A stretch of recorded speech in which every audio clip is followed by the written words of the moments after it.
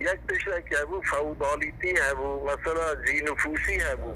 سیدای من ملا محمد زاهد لأوي ملا محمد تکمانه ملت یه هفت هیچ فقیش خورا گوته و نفقیاش مراقعی کن حق نکه وقتش مرا لازم نینه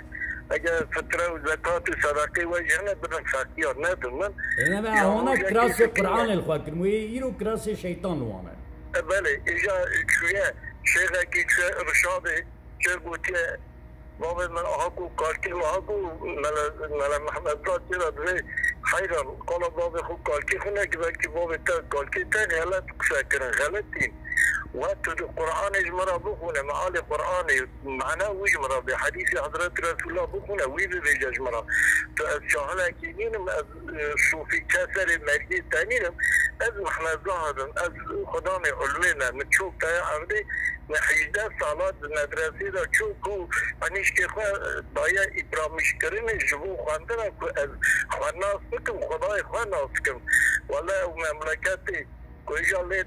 دندید وی اصلاحی دا 2020 خواندی همونه را ببین دمانچه خود دگرن غیر الله وکیل وقتی وش منی مرا تشتای بیشن امیرو قدر عامه چیلکن جوی ازی خلاص کن الله جو را ببین سیدای محمد زاد بگه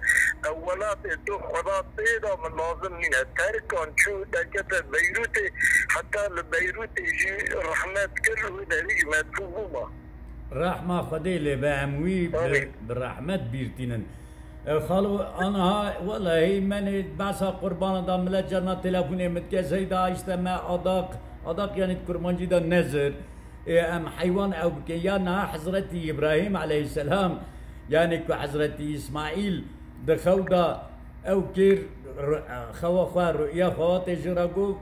حضرتي إسماعيل گو امر فرمان خدا چه امر تکیری از حاضرم فلما تله للجبین قرآن دو بیجه واته گل سر عنیاف او بکه و ناداه ربه آیت دو بیجه خدا گازی کرش جنت او حیوان بران هات یعنی ایرو